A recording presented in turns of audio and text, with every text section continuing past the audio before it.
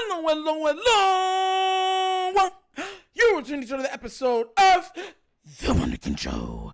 Today's first topic. Greg Cosell breaks down the Baltimore Ravens. Look. Greg Cosell has had a lot to say about the Ravens, and rightfully so, okay? The Ravens have done some things that are more than head-scratching. They have done some things that are equally frustrating, and they have done some things that just makes no common sense at all. And Raven fans are not the only ones that are noticing now.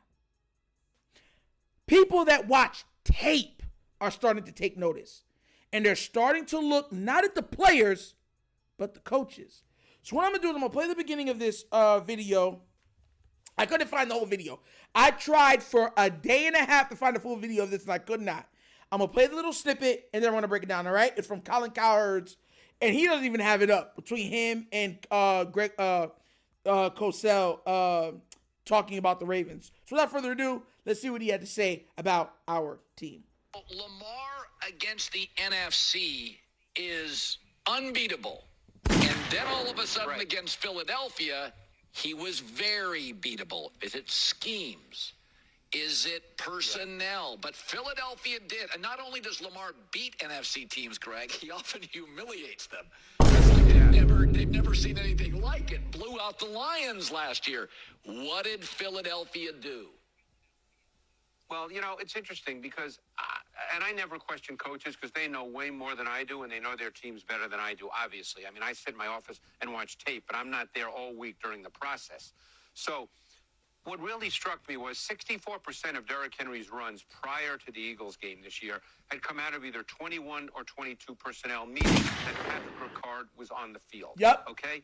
And the Eagles, they have really evolved into being a purely nickel defense. About 90% of their defensive snaps since Cooper DeJean started playing. But surprisingly to me, they did not play anywhere near as much out of 21 and 22 personnel, the Ravens that is, as they had prior to that game. So when they lined up in 12 personnel with Likely and Andrews, the Eagles stayed in their nickel. And therefore, to me, they kind of played into the Eagles' hands. I thought that they would make the Eagles play in a way that they didn't really want to, and they didn't really do that, in my opinion anyway. So I'm sure Todd Monken would have a different answer, but I just don't think they played, in a sense, Ravens football, and they allowed the Eagles to dictate the game on the defensive side of the ball. So look, you heard that. So this has been my problem for a while. Now, to be fair, I've said this many times, that the changing up with Likely and Andrews and stuff like that, to have them both on the field at times, stuff like that, I've been championing that for years. But make it be the Ravens to do it at the most inopportune time. They haven't done it all season. But the team that plays nickel, almost 90% of the time, that's you say, yeah, this is when we're going to do it. Make it make sense. Make it make sense. The Ravens are so frustrating. And once again, you know what that falls down? It doesn't fall on Lamar Jackson. It doesn't fall on Derrick Henry. It falls on the coaching staff. That's what it falls on. And I'm so done with this. Like, I want you to understand something, right? The Ravens have everything to be successful. Everything. They have a truly well-rounded weaponry on the team that they could take advantage of every team in the NFL's base defense. Meaning, if you're playing nickel, they have the personnel to get you out of nickel. You want to play your base, meaning two linebackers, stuff like that, they got the personnel to get you out of that. Like, they have everything to counter every team in the NFL consistently and successfully. And you'll watch the Ravens overthink things, go outside the box at the most inopportune time. Now, to be fair, the Ravens did enough to win that game. That game was lost because of John Harbaugh's ineptitude when dealing with Justin Tucker, and he has the yips. He has the yips. Everybody's saying, oh, he has all of this knowledge and maturity and so much experience when it comes to playoffs and stuff like that. You trust him in a playoff game right now, kicking field goals? You do? Like, what are we doing here? Please wake up out of your slumber. Listen, man. This team can be creative. Let me break this down for you, right? Show you how this is. You can have Likely, Zay Flowers, and Bateman on the field. Bunches. And you can run it over to I on the other side with Patrick Ricard and Derrick Henry. How do you stop that? The quick screen is there if you don't like it, if they're playing off. If they're coming down, you have the personnel on that side that because they're already bunched. That's a zone beater by itself. Just the formation beats zones. So that if you want to go man, you can do rub routes. How do you stop that? You get where I'm coming from? Now, I get it. You want to put Mark Andrews on there as much as possible and stuff like that. But this is why I'm saying the creativity in using an Isaiah Likely. Like, to me, Isaiah Likely should be your third receiver for all intents and purposes. Put him in the slot. Put Mark Andrews on the line. Andrews is a bigger man than Likely. Let him chip, stay, sometimes block, then leak out. Let Likely get upfield. Like I said before, the Ravens just do so much head-scratching things that it makes you wonder if it's not purposeful. Like, everybody says it's easy when you're watching from the couch or you're watching from... There's certain things that people that played the game is saying that don't make no sense. Who would even do that? That's not even your strength. And the Ravens will come up with mad excuses about they're at the end of the ball, what they say don't matter. And I'll be looking over it like,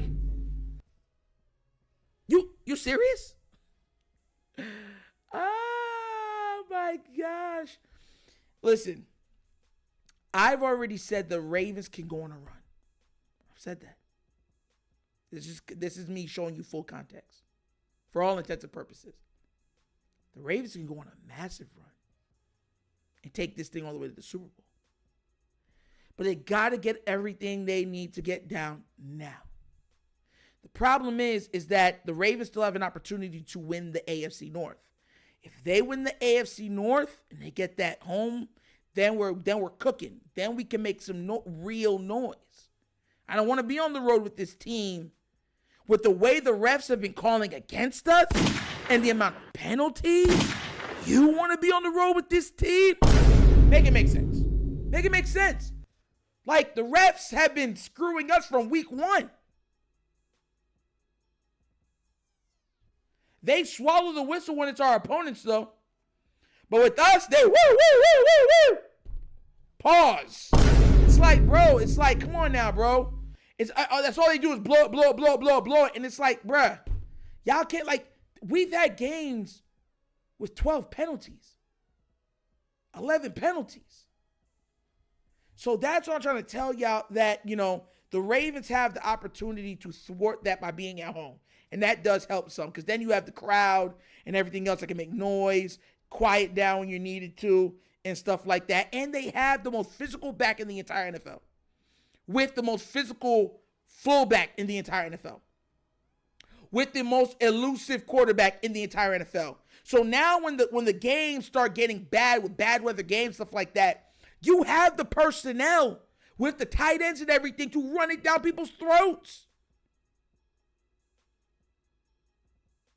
You can literally say Bateman on the outside or Zay on the outside, switch them in and out, and we're running all tight ends, full backs, everything we got. We finna run this down your throat.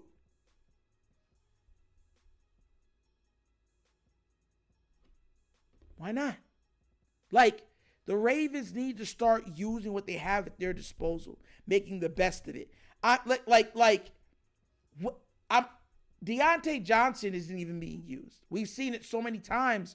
Like, the Ravens don't use who they have. So that's what I'm trying to tell you. Like, this is not a player thing. This is a coaching thing. This is an establishment type thing. And people are not seeing that. There's no, like, y'all like, oh, well, we're getting to the playoffs. You're supposed to get to the playoffs when you have the best player in the NFL and a top 2 running back in the NFL. Like, what are we talking about? That's the minimum. That's what I'm trying to tell people. It's like, come on now, wake up. Wake up. We need a change.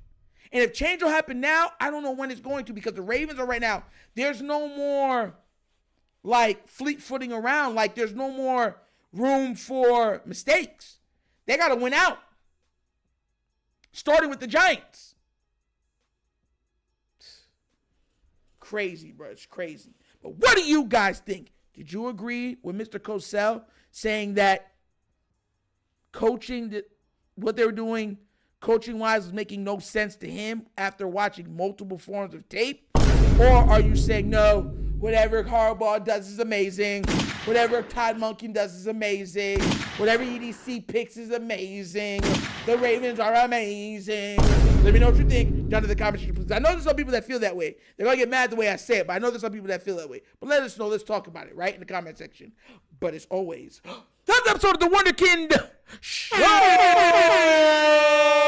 Thank you for watching. Y'all know how we get down. We have fun and we laugh. But everything we talk about, we're going to do what? Facts and truth.